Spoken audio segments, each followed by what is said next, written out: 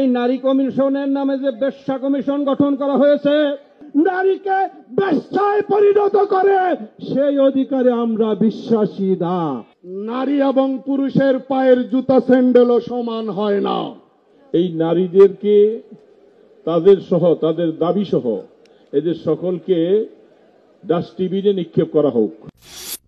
যদি এই নারী কমিশনের নামে যে বেশ্যা কমিশন গঠন করা হয়েছে, ওদেরকেও অতি সত্বর যদি বিতাড়িত করা না হয়, বাংলাদেশের ঘরে ঘরে আন্দোলনের দুর্গ গড়ে তোলা হবে, এমন ধাক্কা মারা হবে, এমন ঢেউ তোলা হবে যে বঙ্গোপসাগরের ঢেউ তার সামনে কুলাতে পারবে না ইনশাআল্লাহ। বেশ্যাদেরকে শ্রমের মর্যাদা দিতে চাইছে, এইটা তাদের একটা অধিকার, তারা চাইছে, কারণ তারা অবৈধ সন্তান হিসাবে বর্তমানে বাংলাদেশে বসবাস করতেছে।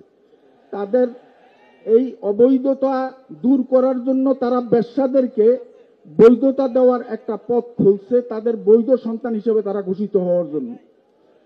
আর নারী পুরুষের সমান অধিকার হবে। সমান অধিকার বলতে তারা সম্পদের ভিতরে সমান অধিকার চাইছে।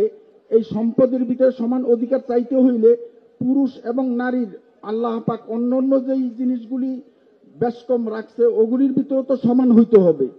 তারা যেমন নারীরা সর্বদাই পেটে সন্তান ধারণ করে, পুরুষেরাও সন্তান ধারণ করতে হবে, এইটারও দাবি করতে হবে।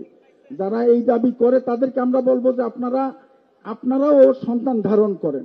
অনতি বিলম্বে বিতর্কিত নারী কমিশনের সমস্ত প্রস্তাব বাতিল করলেই হবে না।